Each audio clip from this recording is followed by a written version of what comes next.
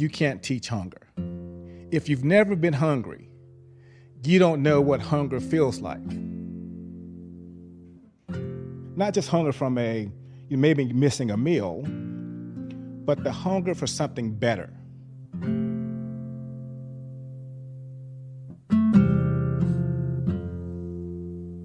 My father, who worked in a foundry for 38 years, poured iron for 38 years. Every morning he got up at 5 o'clock. At 5:30, I could hear his car crank. He was on his way to work. What I learned from him is there is no substitute for hard work. There is no substitute for hard work. Now, when he retired, he was making about $10 an hour. Think about that. $10 after 38 years, $10 an hour.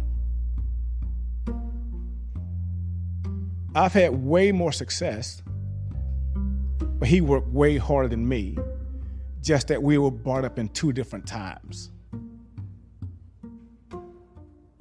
Sometimes in life, you learn more about what you don't want to be than what you want to be.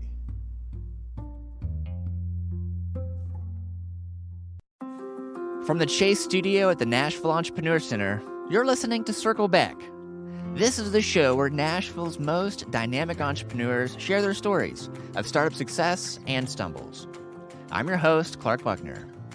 This episode is brought to you by financial planning and investment advisor Haas Goodwin Wealth. Support also comes to us from the digital asset fund UTXO Management. Our media partner is the Nashville Post. From their past support of the Nashville Entrepreneur Hall of Fame Awards to partnering with us on this podcast series, they've always got their pulse on all things Nashville business and startup news, and more. Join their newsletter and become a subscriber at NashvillePost.com. And thanks to our friends over at Lightning 100 for helping us get the word out on Circle Back. When you're not listening to this show, be sure you're tuned in to Music City's award-winning independent radio. Download their app and listen live on lightning100.com. Circle Back is a production of the Nashville Entrepreneur Center. Here's our COO, John Murdoch, to share more. We know that great ideas are everywhere, but not everyone has the opportunity to turn those ideas into reality. We're working to tackle the issues of inequality within entrepreneurship head-on, creating on-ramps to opportunity that level the playing field and activate the potential of every doer, creator, and maker. We launched Twin Day, our year-long concierge accelerator-style program for Nashville's founders of color in 2019, and are working to continue refining and expanding it for future cohorts. Entrepreneurship should be accessible to everyone, and we are working towards the day when every entrepreneur has the opportunity to realize their dream. Learn more about our story and how you can get involved at ec.co. I grew up in Chattanooga, Tennessee. We lived at 1911 Jackson Street in a duplex, apartment A. And so there was a B, A and B. And what I didn't know was, I didn't know that there were rich people in Chattanooga. We were not rich. Darrell Freeman was born 2 days before Christmas and 6 months after civil rights became the law of the land, at least on paper. There were people who lived on the mountain that we could see from our duplex, but I never dreamed of what those people's lives were like. But we lived down in the valley, so the neighborhood was black. And I didn't realize until many years later that there was a system that said, this is where black people live in Chattanooga. Less than 4 or 5 miles away was a university. It may as well have been 10,000 miles away because I didn't know anything about it. I went to a high school in Chattanooga called Kirkman Technical High School. It was for kids who were not going to college. I'm gonna take electronics, and when I get out, I'm gonna get a job at a TV repair place or a radio repair place. The way out of the valley would be a vocation. Higher education was expensive and elusive. So I left Chattanooga at 17. I went to DeVry. It was expensive. I stayed there 8 months, and I couldn't afford to stay there. I then enrolled in Chattanooga State Community College. I got algebra, English, whole bunch of courses I'm not prepared for. So I flunked out of Chattanooga State. A friend of mine, he got spent that year at MTSU. So he said, will you go back up to MTSU with me to get the remainder of my things? And I said, yeah. I looked around, I said, you mean to tell me this is your own room with your own phone on the wall, and there's a place you can go eat every day with a meal plan? He said, yeah. I said, I got to go to school here.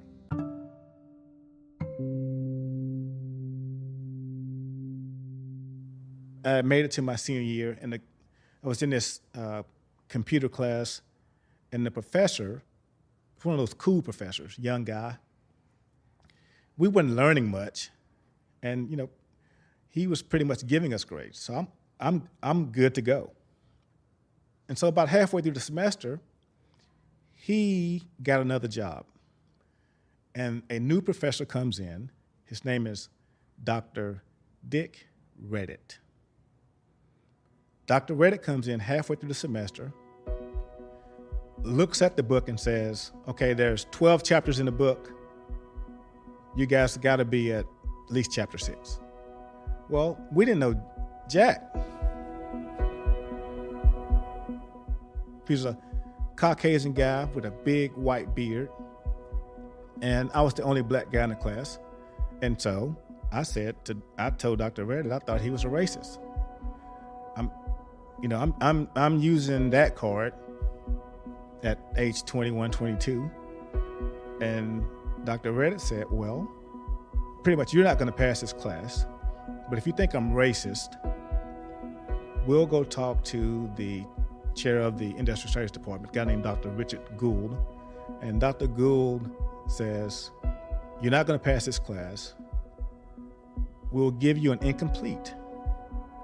He said, however, since you think Dr. Reddit's a racist, we will have another professor meet with you this summer, and you can take the class one-on-one with him, and then you can graduate at the end of the summer.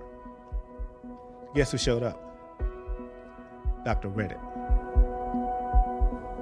We became the best of friends, and I worked my butt off and got an A in that class from him and graduated that summer. And I say that was a turning point for me was I learned that it's easier to lash out at someone because of your own deficiency. It's hard to lash in. And that's when I learned that if I am going to control my destiny,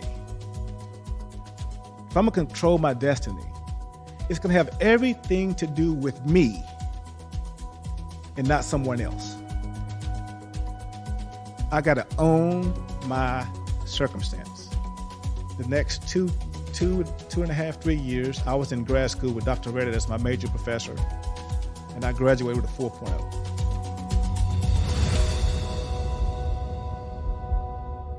I owned it. I owned my circumstance.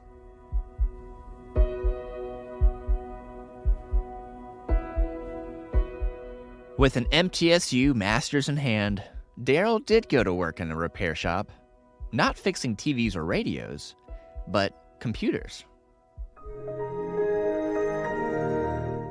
I would sit at my workbench and I would repair 6-8 computers and printers every day. And after I repaired one, I would write up a ticket that said, okay, spent 2 hours on this, put this part in, and I would write up a ticket that said, okay, $300 for this printer, $200 for that computer, $500 for this. And at the end of the day, I turned those tickets into accounting. And I looked at those tickets and said, man, I'm making X, and I'm making them like 300X. And that's when I realized that the skill set I had value in the marketplace. And so when I went in to get a raise, which wasn't forthcoming, that's when I said, it may be time for me to start my own company because I have a skill set, I have value. If I was going to have some financial success in life, every year or every 6 months, I was going to have to go before somebody else and ask them for a raise. I don't like that. I was recently married, and my wife knew that I was thinking about it, and she said, if you're going to do it now. I don't want you to live with any regrets. And so I quit my job, and I started Zycron in an office the size of a closet. I didn't go to not one entrepreneur's class, one business class. I just went through the yellow pages, just calling people. Calling and calling and calling, and they would say no, no, no. And every now and then they would get a yes, you can come visit our office, and I get a no once I got there. I was doing it all, man. I was a one-man band. I was making the sales call. I was going on the appointments. I was repairing the computers. I was selling the computers. I was selling the mouse pads. I was selling the printer cartridges. I was a one-man band. After about 4 months, I hired my college roommate to answer the phone in this dorm room at MTSU. But mostly he was in this dorm room working in his underwear, Vince. So I guess I broke the first business rule, never hire friends. I hired my best friend. I didn't have a business degree behind me. I just knew that every day I needed to go in like my father and work. The first couple of weeks it was called Advanced Computer Services. And then I was calling people's offices and they would say, oh yeah, I heard of you. And I said to myself, no, you haven't. I've only been around 3 weeks. And so I thought of a unique name at a bar one day, and that name was Zycron. So I changed the name from Advanced Computer Services to Zycron. And then people say, well, what does Zycron mean? I said, it stands for quality, but actually it doesn't stand for anything. I made it up.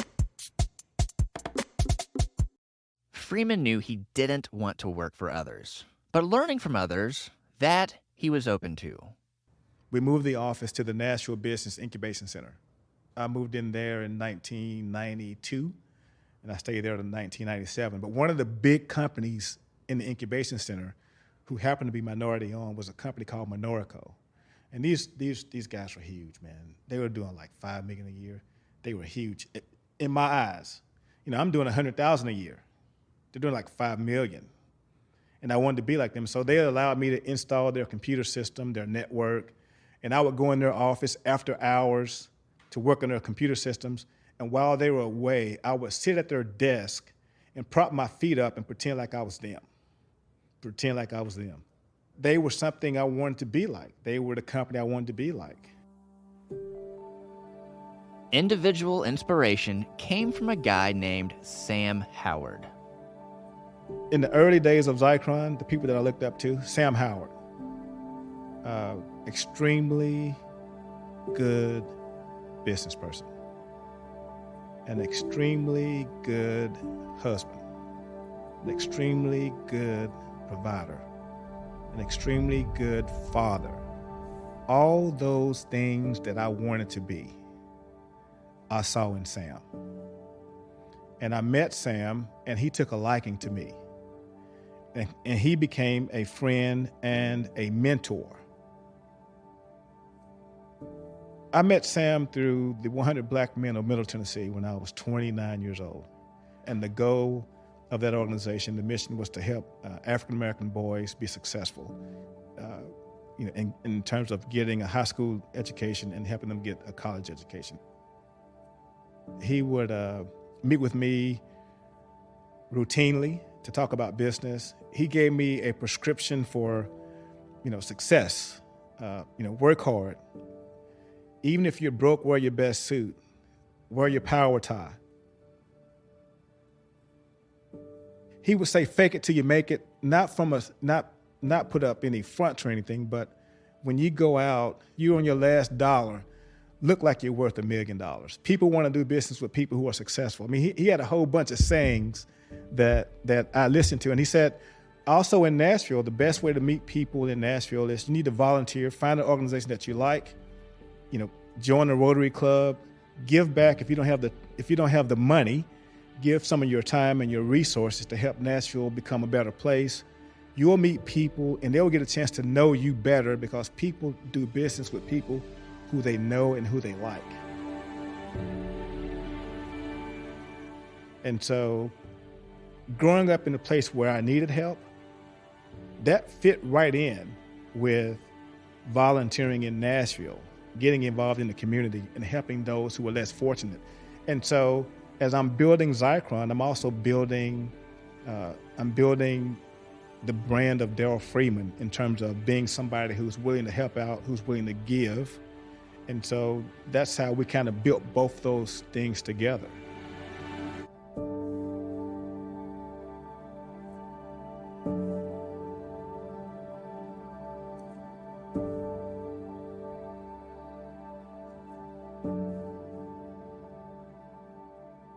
Back then, the way you would receive a bid may be via the fax machine.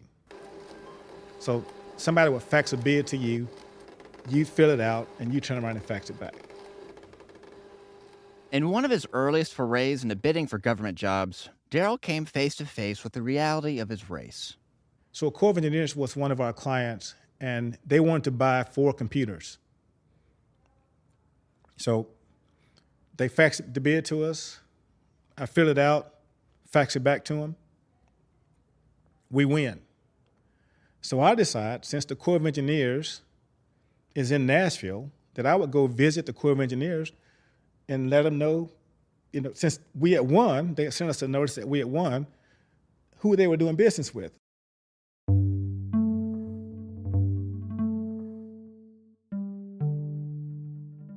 And when the guy saw me, he said, "You are not who I thought was going to win. We don't want 4 computers. We want 1. I understood why he said that.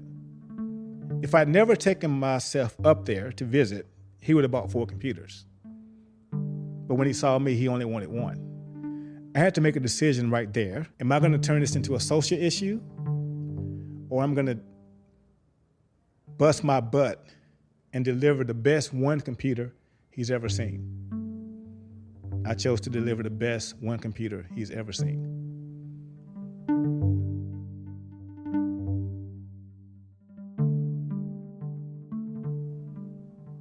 An African American starting a business, he or she is going to experience racism. Period. That's a known fact. But you can't focus on that. I mean, your job is to deliver a valuable service and be excellent at what you do. You're not going to overcome racism. You're not going to, but if you deliver an excellent product, you got a better chance at winning. So my focus was never on racism. I knew I was black when I went into business. I knew there were hurdles that I would have to get over when I went into business. There was no needing me go into a boardroom with a picket sign. I wanted to go into a boardroom with excellent products, excellent services, and then let the chips fall where they may. In a moment, how another guy who liked to take computers apart planted a new idea in Darrell Freeman's head. Support for this episode comes from Haas Goodwin Wealth. I think, especially with entrepreneurs and business owners, I mean, they have built their success by shifting when needed. And I think sometimes that skill can be detrimental when it comes to investment management. Trying to manage your own investments, especially during uncertain times, can be emotionally taxing. We have to manage in a way that takes that emotion out of it. It's about putting together a plan prior to whatever the next thing coming down the road is. Reach out to their friendly and helpful team at HawesGoodwin.com. Haas Goodwin Wealth. Make your mark. Together, we'll make sure it lasts. Additional support for this episode comes from UTXO Management. You've probably heard of Bitcoin and cryptocurrencies, But did you know this? There's over 5,000 digital assets or quote-unquote cryptocurrencies out there. There are less than 20 that make any sense for anybody to add capital into. That's Coin Mateer, and he's the managing director of UTXO Management, and they're located right here in Nashville. UTXO is an asset management business focused on implementing Bitcoin strategies for accredited investors. We can keep them away from the 4,800 and make selections within the 20, the primary one being Bitcoin. If you're looking to make investments into Bitcoin and cryptocurrencies, feel free to reach out to them. If you're not quite ready to make that investment, they would still love to hear from you. We love educating anyone and everybody that wants to talk about Bitcoin as well. So you can email ir@utxo.management. In the 90s, we were big in the product business then. We were doing business with Metro, selling them computer products like memory chips and things of that nature.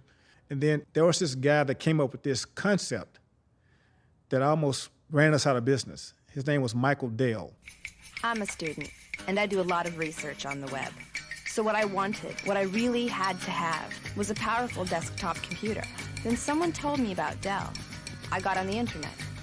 Dell built a desktop just for me. Be direct, Dell. Well, Michael Dell came out and said, hey, you don't need a reseller or middleman. We'll sell direct to the customer. And with the advent of the internet, you could go to Dell.com and buy the computers directly. And so in my mind, I'm thinking, man, this is going to put us out of business because there's no need for the middleman anymore. Well, we were a reseller to corporate America. So we would buy computers from Compaq, remember Compaq? And then we would sell them to our clients.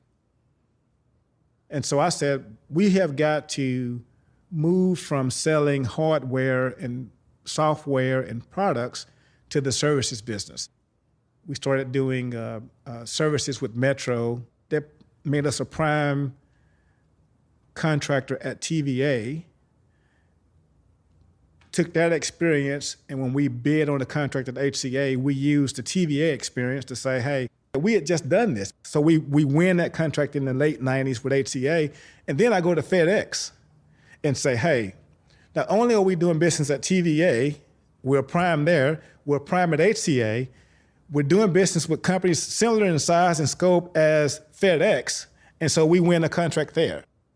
And so then that takes us from selling hardware and software to companies in Nashville to becoming a staffing/consulting company. So that Michael Dell forced us out of the hardware product business. And there are companies that went out of business in Nashville because they didn't make that switch.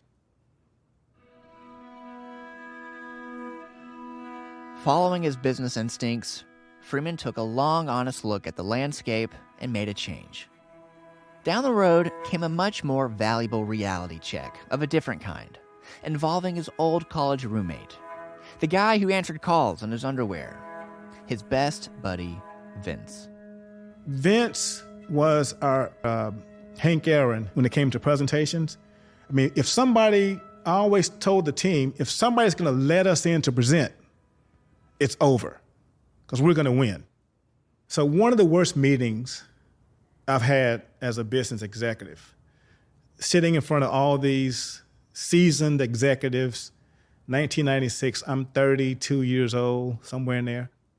And they got counsel, and they got accountants, and they got CFOs, and I'm sitting on this side of the table, they're sitting on the other side of the table, and they just beat me to a pulp. And I'm thinking, man, this is an awful day. So leave the meeting. They've beat my butt, basically. Leave the meeting, get to the airport, call Vince.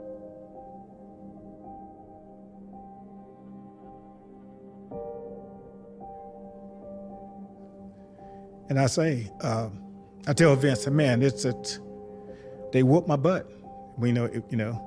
And before I could finish the statement, he said, my mom died today.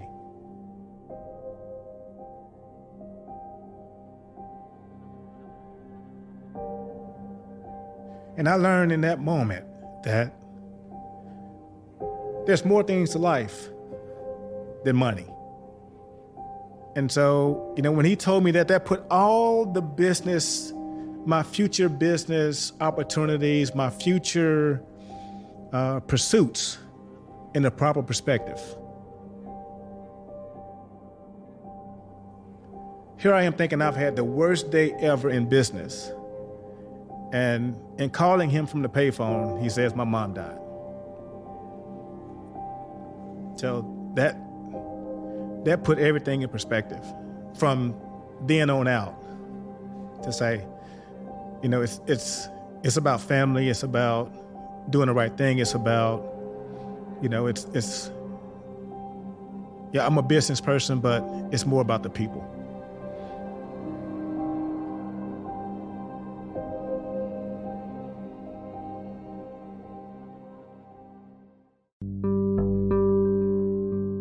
So how did Zycron, this small minority supplier, find itself in control as a minority partner and prime contractor?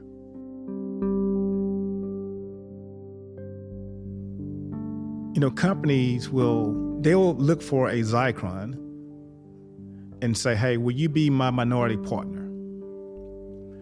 And in my case, I didn't want to be the minority partner. But if it's my only way in the door, I'd be that. But I also have my eyes on how I can learn as much as possible from the majority company so that at some point I could take over the contract.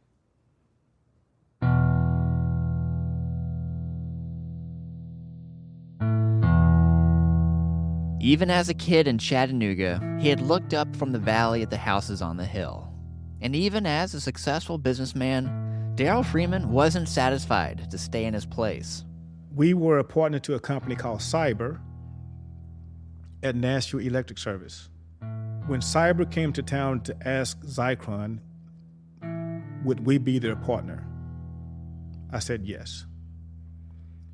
So I'm sitting across the table from this Cyber executive, told him that we would be his partner. And he says to me, well, Darrell, what I'm thinking is we will do 85% of the work and Zycron will do 15% of the work. And I said, I was thinking the exact same thing. That Zycron will do 85% of the work and you all do 15% of the work. He kind of pushed back in his chair and he looked and he said, well, I'll tell you what. He said, why don't we do this? Why don't Cyber do 51% of the work and Zycron do 49%? I said, perfect. But not only 49% of the work, but I want 49% of the profits.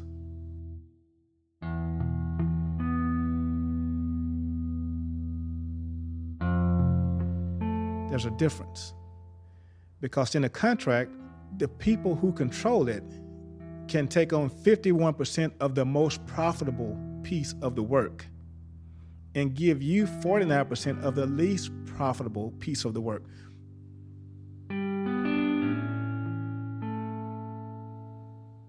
I'm gonna learn a lot from you, and eventually I'm gonna come to the table and I'm gonna offer to buy you out. When he initially came to the table at HCA, Darrell saw perhaps his biggest opportunity yet. At its founding in 1968, HCA was one of the nation's first hospital companies. Today, we're the nation's leading provider of healthcare services. Nearly 5%. The healthcare Goliath had 35 IT companies under contract. They wanted to narrow it down to 3. There was a saying my father would say, my mother would say, that you gotta be twice as good. In other words, to get chosen, you gotta be twice as good. So we got a chance to bid on an HCA contract. I think I spent about $30,000 putting that proposal together and the presentation together because I wanted to make sure it was 10 times better than anybody else.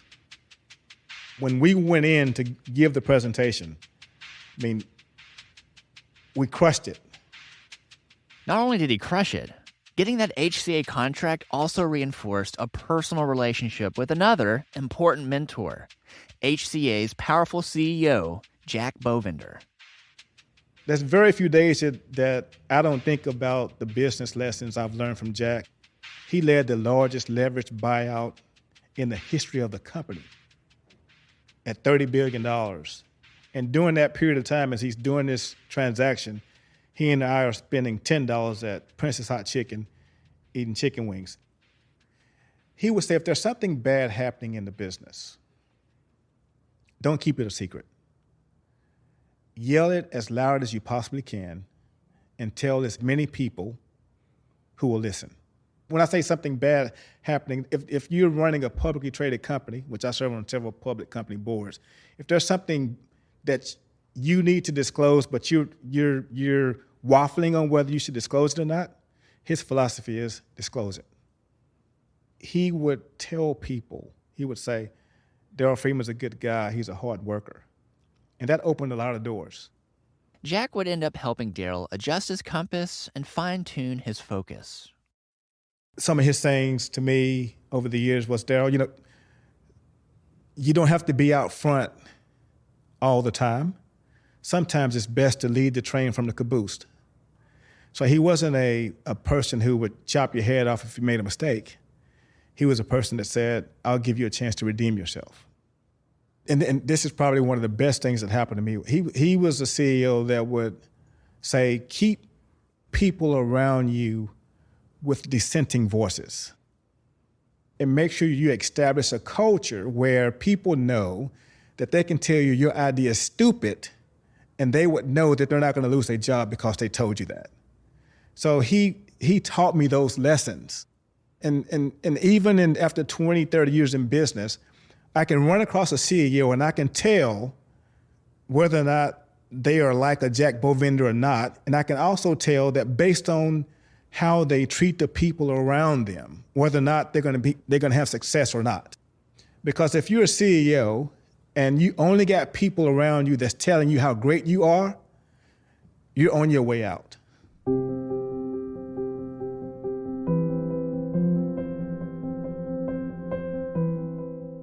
I was the CEO of Zycron, Inc. by default. Nobody appointed me CEO. Nobody did a search and said, this is the best person for the job. I'm an entrepreneur. The growth had stopped. I mean, it had grown from, it had stayed at 13, 14 million in revenue, 13 to 16 for 2 or 3 years. So I had to realize that I wasn't good at it. And I think one of the biggest downfalls of entrepreneurs is they think they're the best at it. And they don't want to get out of their own way. So they have a great product or service, but they got poor leadership because they think they're it. And so I wish I had fired myself sooner than I did. Because when I fired myself, it gave the whole company life. Darrell found a new CEO, and over the next 10 years, revenues tripled. In 2017, Zycron, the business born in a broom closet, sold for $23 million. So you think of all those things, all those building blocks, growing up in Chattanooga, determination, hunger, perseverance, all those things, accusing Dr. Reddit of being racist, then finding out that, it's really me that needs to put more work in. Oftentimes you have to make something out of nothing. And if you grow up poor, you learn how to make something out of nothing. For example, I could go to the refrigerator in our duplex and I would open the door and I wouldn't see anything in there to eat. But my mom would open the same refrigerator door, look inside and find a meal. Learning how to make something out of nothing.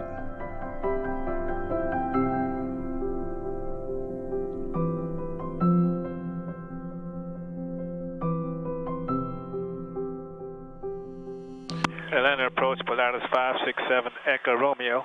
We got the field in sight. Since selling Zycron, Darrell's been busy.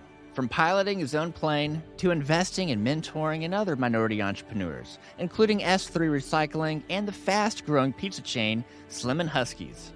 He co-founded Reliant Bank and sits on a number of boards, including Blue Cross Blue Shield of Tennessee, Cross Country Healthcare, and Middle Tennessee State University. Darrell's not shy about giving credit to everyone who supported and mentored him along the way, from Jack Bovender to Sam Howard. But there's one person who Darrell sees as being paramount to his success: his wife, Gloria. Having a life partner, my wife, 4 kids, when you leave the house in the morning and you go into the business world, it's like swimming with a bunch of sharks. Every day there's difficulties when you're an entrepreneur. I mean, you got fires burning, you got people after your contracts, you got people trying to steal your best team members. I mean, you have all that going on. But the beautiful thing about having a great spouse like my wife, I knew that once I got back to the door and opened it and closed it, once I got inside the house, I was safe. Gloria has not been involved in the business. She's not served on any boards. She hasn't gone to the office. I mean, she may have gone to the office once or twice in the past 25, 30 years. But without her, it probably wouldn't be possible.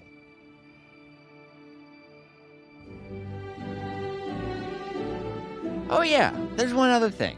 In 2012, Darrell was asked to serve on the Tennessee Board of Regents by then-Governor Bill Haslam.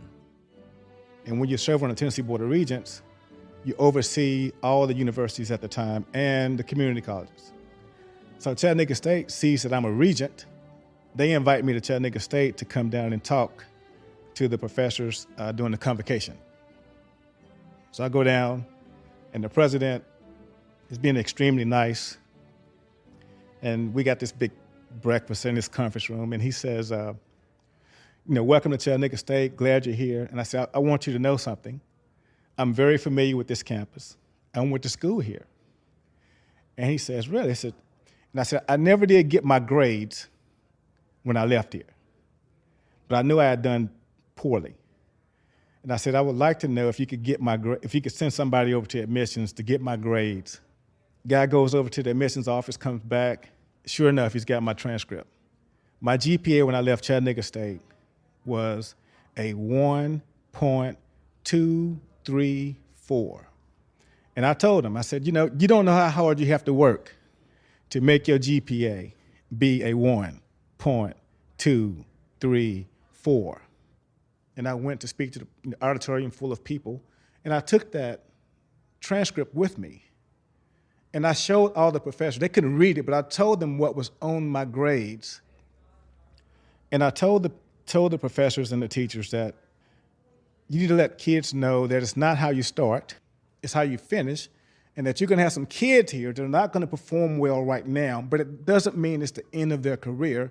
And I also told them that their job is not just to teach, but to inspire people to be their best, to inspire them to be their best.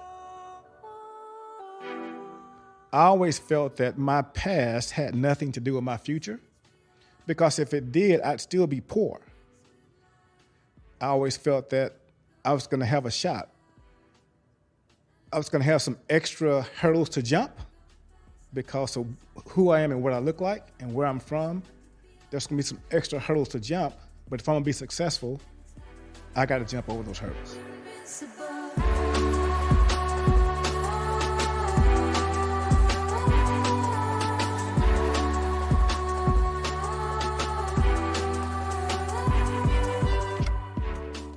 Thanks for listening to this episode of Circle Back. Be sure to subscribe at ec.co/circleback. If you like what you hear, please leave us a 5-star review in Apple Podcasts and share with a friend. This episode is brought to you by Haas Goodwin Wealth and UTXO Management. Circle Back is also made possible by the generous support of the Beth and Randy Chase family. A special shout out to our media sponsor, the Nashville Post. Join their newsletter at nashvillepost.com. And a podcast from Music City wouldn't be complete without a little music discovery at the end of the show. You're listening to Invincible by Orcus. Special thanks to our friends at Lightning 100 for supporting the show. Did you know that Lighting 100 features over 30% local independent music on their station? If you know someone that might sound good on the radio, submit a track at lighting100.com/submissions. And a big thanks to our team, from our creator and executive producer, Greg Allen, script writing by Demetria Kaladimos, and production support from Gaines Allen. I'm Clark Buckner, and we'll see you soon on another episode of Circle Back.